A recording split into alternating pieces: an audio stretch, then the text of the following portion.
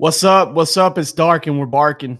We are barking after a long, hard, arduous weekend that didn't get much easier on Monday. Jake Roos, we are barking.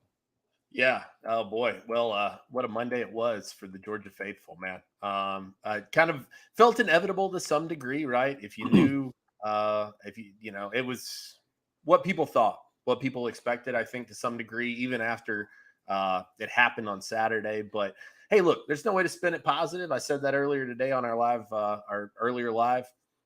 It's a net negative, man. And what a shame it is. But all the best wishes to Brock Bowers. Hope to see him back on the field sooner rather than later. I know everybody shares those same sentiments. And it's the second worst thing that's happened to me all weekend. Third worst. First was Atlanta traffic. First was Chattanooga traffic, and then it was Atlanta traffic. I also had to be with Palmer all weekend, which I knew you were going to say that. I know Palmer knew you were going to say that too. Everybody knows I love Palmer. I couldn't live without Palmer. Palmer's a good dude. Palmer is the straw that stirs the drink, the non-alcoholic, very bland drink over at DawgsHQ. He's our dude. But hey, listen, tonight we got a really cool show. Mr. Bernard Townsend. All right, this is the father of Justin Williams, 5-star Georgia commit linebacker. He's joining us, and he's going to give us an update on the Oak Ridge boys. And I'm not talking about the dudes that sing Elvira, okay? We're talking about Justin Williams, Joseph Jonah-Ajonye. He's going to tell us how their senior seasons are going. We're going to see if we can get him to tell something embarrassing about Justin, about, peeing his pants when he was like 7 years old, when he got chased by a wrestler. I don't know. It's happened to me. I don't know if it's happened to anybody else. We're gonna get into that, and then just kind of goof off a little bit. Then we got some Jake on Jake after that. But before we do any of that, let's talk about game time. All right, listen, I'm telling you right now, I don't know how much longer we're gonna be partnered with Game Time. I don't know when they're gonna kick us to the curb and say, "Hey, you guys are degenerates and we care nothing for you." But it's probably gonna happen at some point. Most people do treat us that way, and probably deservedly so. Game time. What the heck, Zach? Oh, my bad. That is Game Time. Zach Bryan just popped up on my screen. I had no idea what was going on. All right, so gametime.co. Download the app. Guys, it's interactive. It's intuitive. It's the perfect place to get a ticket. And listen, they specialize in serving the unprepared, which is often myself and sometimes Jake Roos. So if you're looking for something last minute, get it over at Game Time. World's largest outdoor cocktail party is going to be going on here in about 12 days. You can go see Gucci Mane for $22 at the Tabernacle? Come on now. That's Mane. Ridiculous. I might have to jump on that myself. But listen, you got Georgia, Florida coming up here in about 12 days. Look, there's tickets all over that place, okay? And listen, you don't even have to eat that nasty press box food if you sit in the stands, all right? So that's another good thing. Listen, inboxes are open for food recommendations for Jacksonville. Go down there. I'll tell you where to eat. You'll have a great time. You go see the game. You won't get to see Brock Bowers, but you will get to see the Bulldogs play the Gators, and that's a cool scene down there. Get down there. There look like some pretty good seats available right now. And, with Brock Bowers going out, you got to be careful because the Florida fans will gobble up those tickets thinking they got a chance to win that game. And, shoot, they do. Anybody does. But listen, going over to gametime.co, use DAWGS promo code to get your $20 off your first order. Terms apply. Let's get it going. Go to Game Time, hook them up. They're good folks to work with, and they've got a really good app. We've both used it. All right, Roos, let's bring on the man, Bernard. I love this T-shirt this man's wearing. We were talking about old school Mario when he came on first. We were talking about it, dude. The kids. A lot of the guys that watch this show, I'm sure they know what it is, but they don't remember that little rectangle controller and a da-na-na-na-na-na. They don't remember that, do they? No, they don't, man. No, they don't. And my dad once, my best NES story, real quick. My dad once lost, and he's told me this, all the money. It was all the money on NES Golf. And then he convinced the guy's girlfriend that he was playing against that he would give her half the money back if she would intentionally throw the next match with him. And so he cut her in on it, and he won some money back. So that's my That's my dad's NES story, and one of my favorites. Hustling on golf, Nintendo golf. Yeah. Mr. Bernard, can you introduce yourself? Tell us who you are. Tell us your background. Just let the people know where Bernard comes from. Bernard Townsend, son, Justin Williams, Georgia recruit. I mean, we're from Chicago, born and raised, but we live here in Houston. It was probably, I didn't ever think I would leave home, but it was probably the best move we ever did, because to see our kids flourish here in Texas with all the opportunities they were given on and off the field, you never know what your kids are going to do when they're little, but we were open to so many different things here. We started off in baseball with the two oldest, and I was like, nah, we're not doing that. Baseball is a grueling sport. You out there all week. And then we got introduced to football. And my oldest son, and they all played for the same organization. And Justin was around it from the get-go. From 3 years old, he was just around football. And I don't know. People saw it in him. I didn't see it. He was always crying. It's cold out here. I don't feel like playing, and just the biggest, oh my God. And I'm just like, everybody looking at me, and I'm like, I don't know what you want me to say. to this guy that I'm watching every Friday now, it's like night and day with this dude, man. It's like he's my favorite football player, Yeah, that's pretty cool to be able to live with your favorite football player. Yeah, definitely. Yeah. When you mentioned, there was kind of an interesting, I guess, path to his career. When did you really see the light turn on for Justin, and when did it really become something he loved? It turned.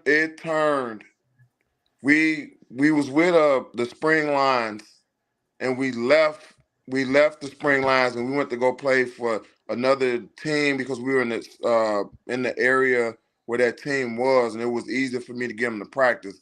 It was the Oak Ridge Saints, and it was one practice. It was a scrimmage game, and the running back. I wish I could send you guys this video. I'm gonna find a way to send Jake this video so he can play it. It was a scrimmage game, and the running back got the ball, and Justin just like shot like a missile and lit this kid up, and it was a scrimmage. And from that point on, he had to be like in the 6th grade. That point on, I knew he had it, And then from there, he was just it was real funny because he was like, we played in another league, and I always played Justin up because he was a big kid. So when he got to play with his age group, the coaches used to have to take him out of practice because he was hitting the kids so hard. The kids were scared. So he would never do hitting drills. Yes, dude, like it was crazy. And I was like, Justin, you gotta let up. And he just didn't. He was like, I can't, Daddy. Like, how am I gonna get them ready? And I was like, a kid at 6 years old, 7 years old saying that, I was like, yeah, he liked the game. He liked the game. That's it was funny. Joseph was telling us when we talked to him after his commitment, we were talking to him about Justin, and obviously Justin hadn't committed yet. And he goes, man, Justin, dude, we'll be doing walkthroughs, and he'll just hit somebody. Like he'll just like he'll lose sight of the fact that they're just doing walkthroughs, and he'll hit somebody, and then everybody get mad at him. Yeah. So I guess you get used to people getting mad at you if you're gonna do it like that. Yeah, man, he don't have an off switch, and I don't get mad at him for that. Like, you get hurt when you do stuff like that, turning it off and on. You gotta have it on at all times. So, how's the senior season going for him? What's it looking like for him? How's it looking for Oak Ridge? Man, Jake, our front seven, they don't run on us. They do not run on us. They pass. They pass. I can't say I'm surprised. Yeah, I wouldn't either. No, you got Joseph on one side. They try to run away from him, and Justin sideline to sideline. So it's not happening. It's not happening, and it's good to see, man. Like we had a game the other day, and Joseph got like close to the quarterback. He almost sacked him. And the quarterback threw the ball, and Joseph pushed the quarterback, and the quarterback flew like five yards in the air. Like his strength, like he's playing amongst babies. A grown man playing amongst babies, you know. So yeah, it's pretty cool to watch their confidence. Their confidence is just skyrocketed since they committed, and now they got that pressure off of them. Yeah, you can see it in both of them. They having fun. They always smiling. You know, we on a nice little winning streak right now, so it's pretty cool. Can you talk to us a little bit about just watching those two kind of play off of each other, having the one guy in front and then the one guy kind of backing him up, and there's, you know, kind of a normal or the chemistry that you see kind of between those two guys. You know, is it kind of like hand in glove? You know, do they feel each other that way? Yeah, it's like they tag team. Like they if one don't make the play, the other one won't make the play. Like Joseph know if he misses, Justin gonna be there to help him out. Like Justin's all over the field, and Justin he makes some of his teammates mad because, you know, some of the other guys want to get a little shine, and Justin like, well, you better get there before I do, because you know what I'm gonna do when I get there. You know, I'm gonna lay the hat. So it's kind of cool watching both of them, man. Like these dudes are legit, like 5-star big time athletes. And to watch this for the last 3 years, I'm like a proud papa, like of both of the guys. You know what I'm saying? Absolutely. Yeah, I was noticing. I've watched a few highlights from Joseph this year, and it looks like they're moving him around a lot. Like he's playing some DN, they're playing him inside a little bit. How do you think he's done with that? How good has that been for him? Do you think? It helps him a lot because you can't key in on where he's at. You know, he's basically he's a play buster. Either way, I mean, if you put him on the right side and you try to run inside, he's gonna stuff it up, you know. So that's why a lot of people pass more on us than they do run, because it's not happening with the run game at all. Yeah, you mentioned. I'm just curious. You got the Super Mario shirt on, so it makes me feel like you're a little bit of an old school guy. Yeah, I am. You mentioned the tag team, so I'm curious. Are you an old school wrestling guy? Yes. All right. So okay, I'm loving this. We're off. We're off and running. Oh, yes, I'm NWO old. All right. Yeah, me too. I'm Sting. Yeah, I'm that. Yeah, I like. Yeah, that's my wrestling right there. Yeah. All right, the hell with football. We got it. We got it now. If these guys are a tag team, who are they, man? Are they the Road Warriors? Are they the Outsiders? Like, where are they coming from, man? Definitely the Road Warriors. I love. Yeah. You know what I'm saying? They definitely are the Road Warriors, man. Hawk, yes. You know. What about a little Booker T and what's his name, Stevie Ray? No, Stevie Ray. I don't like the new age wrestling. Yeah. Okay. I'm old school all day. Yeah. I stopped watching it once The Rock left. Yeah. I was done with it. I don't like the new characters. Justin watches it. He's been to quite. His mom has taken him to a couple of wrestling matches. I can't get into the new guys, man. All the wet hair and all that. I can't do it. I like Justin. Hey, well, listen. I've been saving this story for a wrestling episode we're gonna do, but I'm just gonna go ahead and tell it. So back in like 1992. Back in 1992, my dad took me to the Great American Bash, WCW Great American Bash. It was in Albany, Georgia, down at the Albany Civic Center. And they did the tag team tournament. And it was Dr. Death, Steve Williams, and somebody against Dustin Rhodes and Barry Windham. Yeah. And it was in the finals, right? And so the bad guys of Dr. Death, they cheated to win. You know, that's how it is. They cheated to win. They got like some brass knuckles or something and cheated.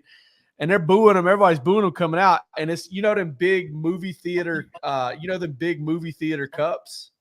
Uh-huh. Like the big wax paper cups. Yeah. There was one right there and it was empty. So I balled it up. No, you didn't. I'm 9 years old. I balled it up, and dude, I hit Dr. Death Steve Williams right dead in the face.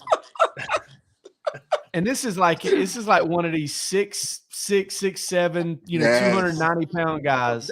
Dr. Jeff Steve Williams he was an All-American football player, I believe, if I'm not mistaken, at Oklahoma. Massive guy. Dude, he comes at me just enraged. I mean, and now I know he's probably acting, right? Like there's no way it hurt him.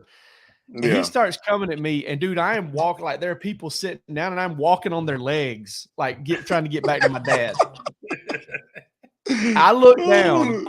Now, I'm 9 years old at the time. I see my dad look down, and I look down at the same time. Dude, I had peed my pants. No, you didn't. I had peed all over myself, dude. I was scared to death. Oh, I probably would have too. Yeah, I bet you wish you would have rethought that one, didn't you? Yeah, 100%. 100%. But yeah, I saw it. We saw Nitro there. We saw Great American Bash there. Roos and I go to my barber here in town. One of the guys that cuts my hair when I go here in town, he just plays old WrestleMania and old Survivor Series and Great American Bash. Oh, that's cool. That's all of it all the time. I like to go in there and just watch that. It's the best part about waiting. Oh, that's cool. That's cool. I'm curious, Bernard, about Justin behind the scenes, man. Obviously, everybody knows this guy as all-world, number one linebacker in the nation. But everybody is much more than a football player and will be for much longer than they will be a football player. So I'm curious, talk to us a little bit about him, just as a kid, man, just a guy, growing up. What was he like? Now, how is he now? What does he do? What does he spend his time doing? Outside of football, who is Justin Williams? Justin is big in the church. He's found his calling. He's a big church believer, and I love that about him, because most kids at his age, they wouldn't show that. They would probably keep that behind the scenes, wouldn't let anybody know. But Justin is big on that. Justin is huge he's all about classwork and homework. I try to get the guy to come out and watch football with me, and Daddy, I got homework. He don't play about the grades. Like I talked to Coach Shu today, this morning, and he was saying that they got their list of GPAs for the recruits, and he was like, Justin is the number one on the list, and he was like he said when he saw the list, it just made him smile, and I said, I that's Justin all day long. He was AB honor rolling. If he wasn't, he was pissed off about it, and that's him. He was a crier. He was didn't like to take a lot of pictures. If you did catch him in a picture, he was always frowning. But I mean, look at him now. You see a picture of him, he's smiling. He's the biggest, he's like me now. Like I'm outgoing. I greet everybody. I'm a talk to everybody when we're in the room, and that's him now. He wasn't like that at first. Trust and believe me. Look at that. He was not doing that 10 years ago. Mean mugging, mad at the world, and yeah. But now look at him.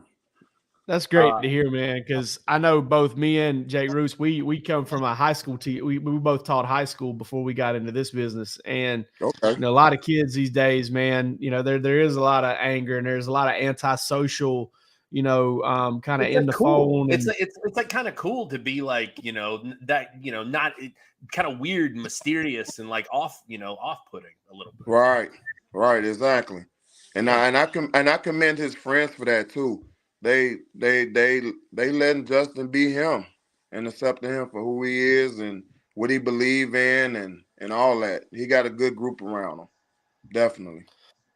Well, listen, one thing I want to ask you, and because obviously I think we might get a little bit beat up, by the folks, listening and watching and stuff if we didn't ask about it. There's some talk about Texas trying to get involved with him, and I just wanted to see what's the word there, what's going on. Jake, I talk to Justin every day. This dude Sarkeesian, he's a pest, and I've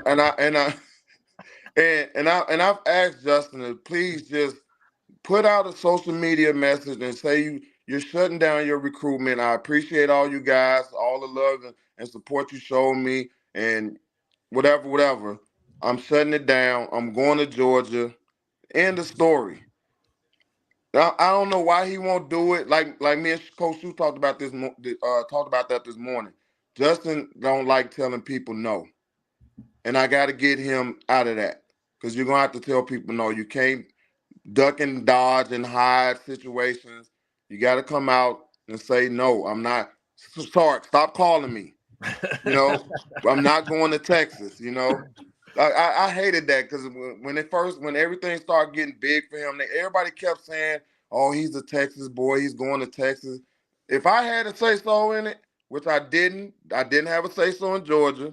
I didn't have a say so in Oregon. All that was completely Justin. But I would have stepped in if he would have been considering Texas and A&M. Hands down, no way. We're not doing that. No way. I would go to SMU. I would tell him to go to SMU before we do that. No. All right, then. That's an answer. That's pretty strong right there. And on the flip side of this, though, I want to ask you, as a parent working with Georgia's staff, what's that been like, man? I mean, them dudes are so cool. I love each and every one of them guys. Coop, D Hill, all them dudes, man. It's like you just feel the love, man. Coach Fran, Shu, Shu's wife, Lauren. Man, you think we've known these people for 10 years, man. It's like so much love, and that was the kicker for us. Like, man, I know you got to put on the bells and whistles and all that when you're trying to get somebody to come to your school, but it just felt so genuine. And they still do the same. They still reach out. They still check on us. Shu, it was I forgot. Like I tease Shu all the time. Like, oh, you let such score 10 points on you. And he would literally pick up the phone and call me and be on the phone with me for 15 minutes. We would talk ball. Like, who does that after you just got through with a game? You know what I'm saying? So I love that about them guys, man. No, for sure. Yeah, that was one thing that, it seems like they made a quick connection there. And, listen, there are a lot of great coaches all over the country. Very few of them do you hear as consistently positive reviews about it as you do the two that are involved with you, with Fran Brown and Glenn Schumann. And listen, a lot of folks recruit really well. I'm not trying to say that Georgia does it better than everybody else. No, they do it really well. Your experience seems to be pretty consistent with other people's. Yeah, definitely, hands down. Them guys.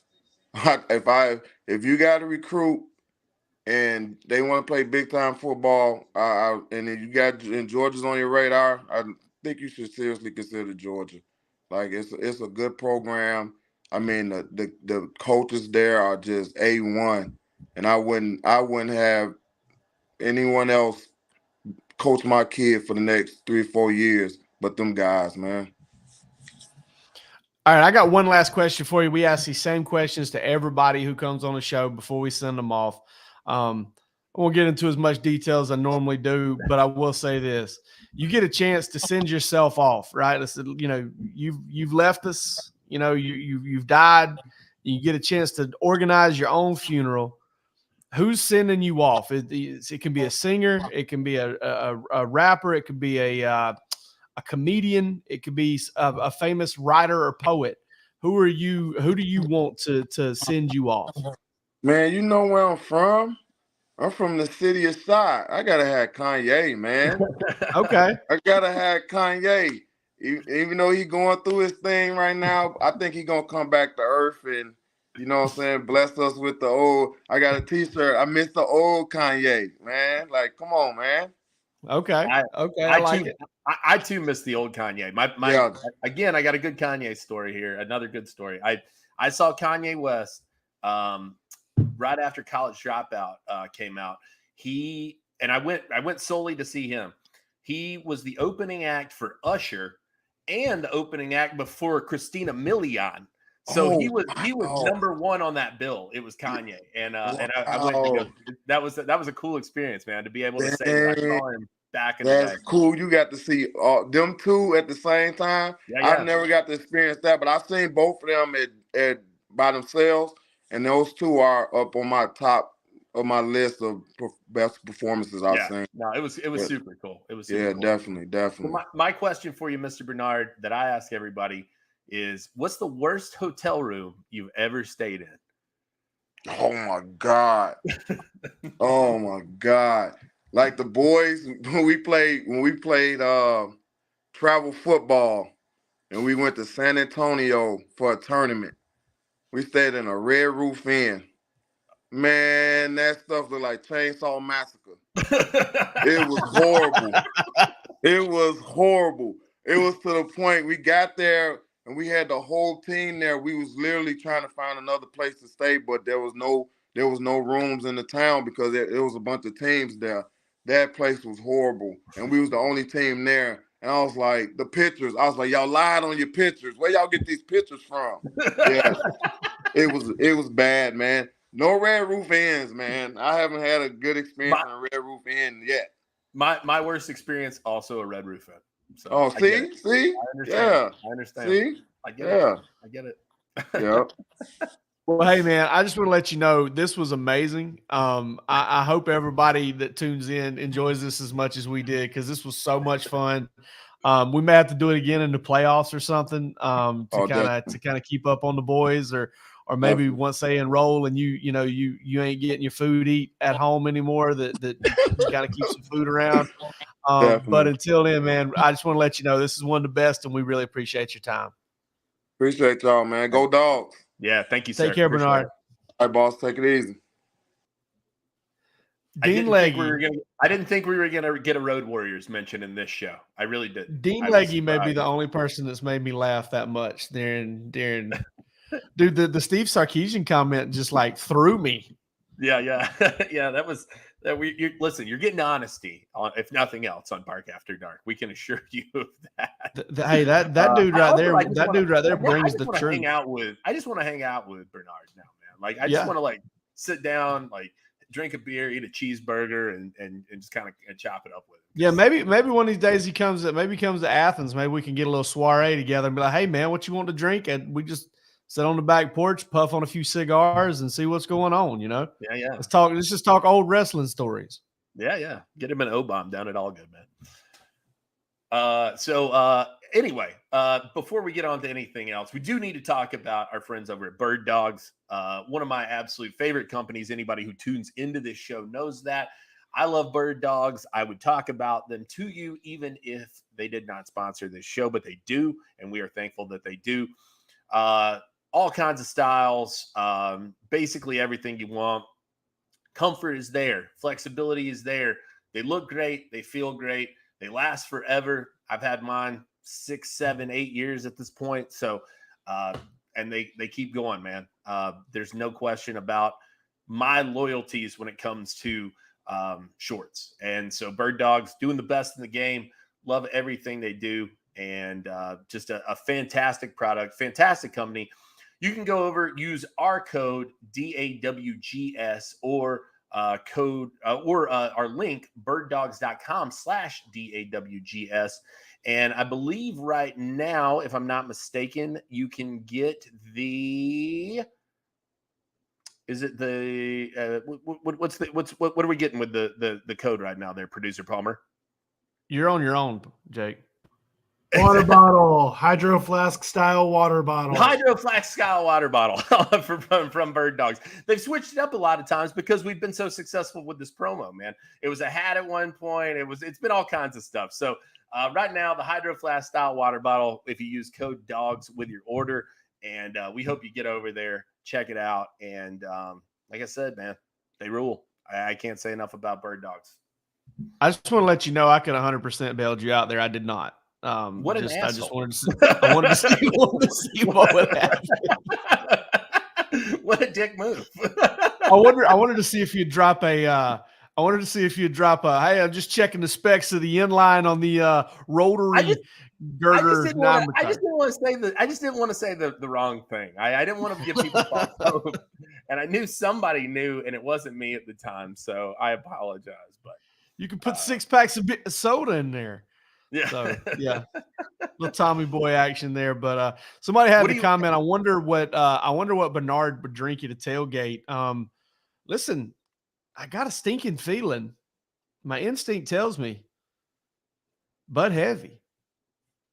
Oh, that's interesting. Maybe Bud Heavy. I can see that. I don't know. Rum and Coke's a good bet too. Yeah. I like Crown. I like the Crown bet too, though, man. I can see him as a straight whiskey guy. A couple rocks in there, man.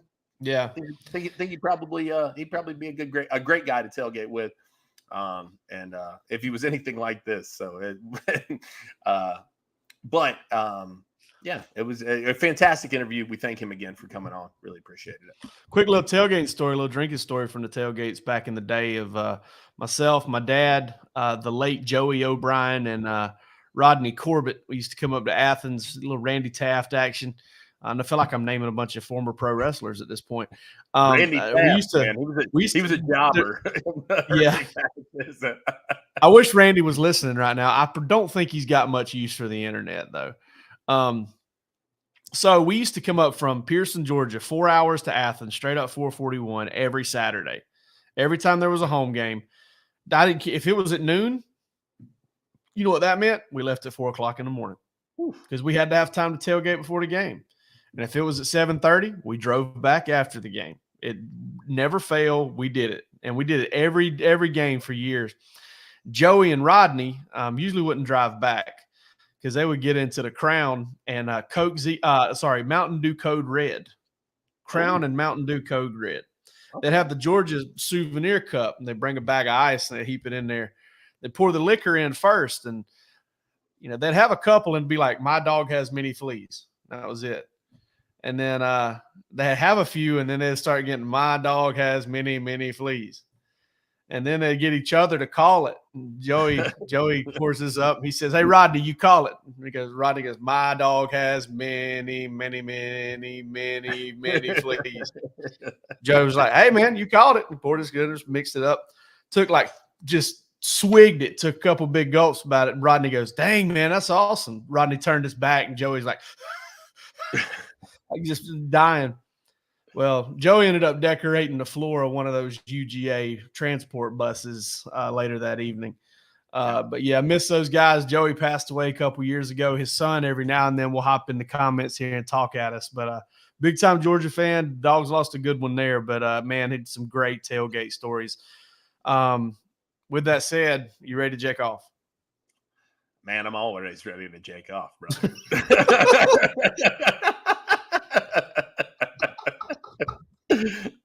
Little Jake on Jake, we're jaking off.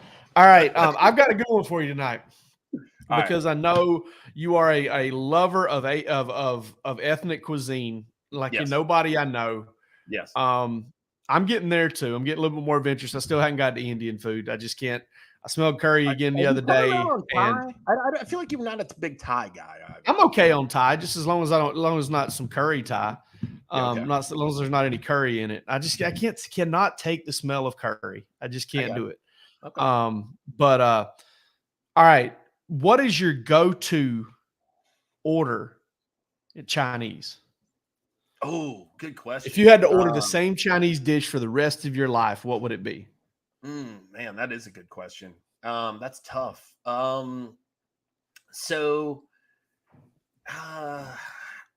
This is tough because up here, in the mountains, we're a little bit limited on such cuisine. So there's a place that I go to that serves a dish that is not distinctly Chinese. It's called Singapore curry noodle. That's probably my real choice. But from a Chinese, the classic, Sounds disgusting. Oh, it's fantastic. It's fantastic. It's just a little hint of the curry powder on the noodles. They fry them up. It's very delicious, very spicy too. I appreciate that they make it actually spicy. But from the canonical Chinese cookbook, I guess, what people would think of at your local Chinese spot, if I can get a good Kung Pao chicken, really spicy. That's probably my go-to. With the fried rice, you got to have the Rangoons. I'm getting 2 egg rolls. There's no question about that. And Not I'm an egg roll guy here. Oh my God, what is wrong with you? What do you wait? So It's what? not an egg roll guy there, huh? What you do? Or do you do? I mean, you do Rangoons, yeah? Yeah. I like Rangoons. I like steamed Dumpling? wontons and stuff like that. Yeah. Yeah, dumplings and Yeah. stuff like that. I love those. But yeah, Oh, just not a man. big egg roll guy. There's something about the fry oil, it's just the way that oily taste kind of That's comes a- through. That gets me a little bit. Yeah, you got to catch a clean fry oil for sure. I'm loading the bag up with the hot mustard. You know this. I love the heat. I like hot mustard a lot too. Yeah. I like hot mustard a lot too. And I love I have a special place in my heart for both kinds. So like if they got the homemade hot mustard on the table, I'm using that. But also that neon yellow little packet, man. That's got a good place. That's got a real place too. That makes the experience. I'm not a duck sauce guy. I don't do the duck sauce. I'm okay with duck sauce, especially like one of the things I like to do is if I end up with if I end up with a little too much rice, I'll steam the rice back up, throw a little duck sauce on it, and just kind of eat that by itself. But that packed mustard sauce make your stuff turn a different color. I'm just telling you right now. Yeah. Oh, there's no question. The yellow 5 in that is like the lowest grade possible. Shrimp toast. What about yours?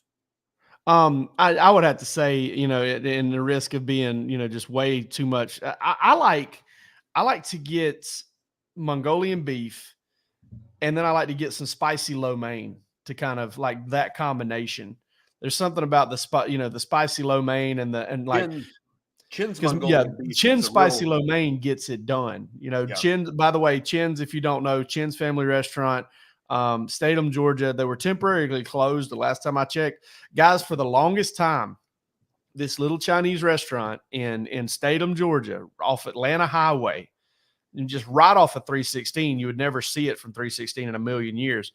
This place was ranked 4.9 out of 5 on Google with like 700 and something reviews. Right. So this place was incredible. Roos used to come from Athens all the way out to get it when I told him about it when I lived on the other side of Statham.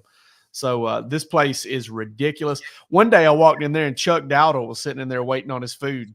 And I was like, dude, Chuck. Jake.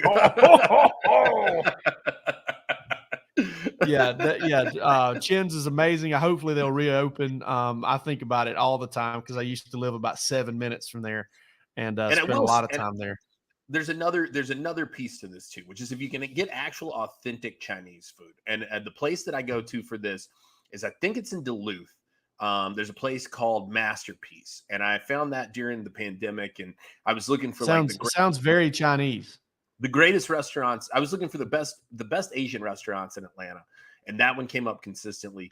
They do a tremendous dan noodle that's just out of this world, and I think it was the five pepper chicken and the dry fried eggplant were both excellent. So. Yeah, if you found a 5-pecker chicken, I think you probably grew up on I knew you were going to find a 5-pecker chicken. A 5-pecker chicken got stuck in the substation fence. He couldn't get out. Just couldn't stop growing peckers. All right. My turn. And I'm really curious to hear this answer. I came up with this question about a day or two ago, and I was like, man, I really want to hear what Ro has to say to this. What is your favorite story that involves both of us that you can tell on the air? God. There aren't many I can tell on the air. But tell most of them like an OnlyFans. We should start. Get your minds out of the gutter, people. Yeah. Let's see. Oh man, there's some good ones, man. There's so many good ones.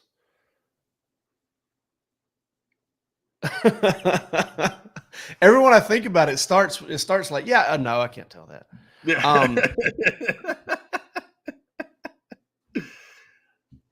I don't know, man. That one's hard. You really put me on the spot there. That was one you should have rebriefed me, pre-briefed me on, so that I could have been thinking about that one. What your off the cuff? I wanted to see what your off the cuff reaction was going to be. I mean, I'm not going to go into detail, but that trip to Charleston was pretty fun. That trip to Charleston was pretty crazy.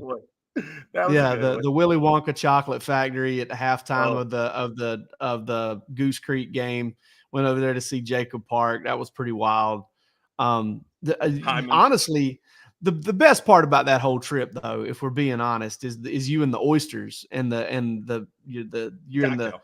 this man just like took the horseradish and turned the cocktail sauce from red to just white. I mean, it was like maybe with a light hue of he put so much horseradish in there. He throws it on a cracker with an oyster, and he throws it down the pipe, and it goes down the wrong pipe, and this dude's over there just I love the heat. I'm like, nobody loves that. We had dishes. We had dishes stacked this high at the corner of that bar. I mean, there was so many dishes. There were so many pint glasses of beer that had just been like stacked on top of each other too. They were just like, we're not going to go near these degenerates over here. They're losing their mind. We're just gonna stay away so that we don't get bitten. I thought you might go with who knows. Who knows, man? Who knows, man? Yeah, that's a good one too. One of the what happened then? Your car alarm wouldn't stop going off, and you just bust back in the door. Yeah. I was going out to get breakfast, I think, and I walked out to the car, and I couldn't. It started going off for whatever reason. Yeah, those are trying times. Those are trying times.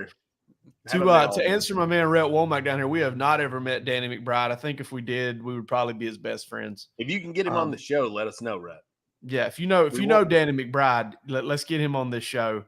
We'll break whatever YouTube rules we've got to have, because I know there'll be a lot of curse words in that one. Folks, we appreciate your time tonight. Thank you so much to Bernard for coming on. We really appreciate him. Phenomenal interview from the intel he dropped that we weren't really trying to get intel. I thought we might get there's nothing to that, man, but we got way more than that on Justin Williams in Texas. And some of the stories he told about, Georgia's future star linebacker and future star defensive lineman. We really appreciate that. We don't know where we're going next week. We never do. We'll figure it out between now and then, though. You have our word. We love you. Thank you so much. And this has been Bark After Dark. Row, row. Yes, Dylan, that is weird.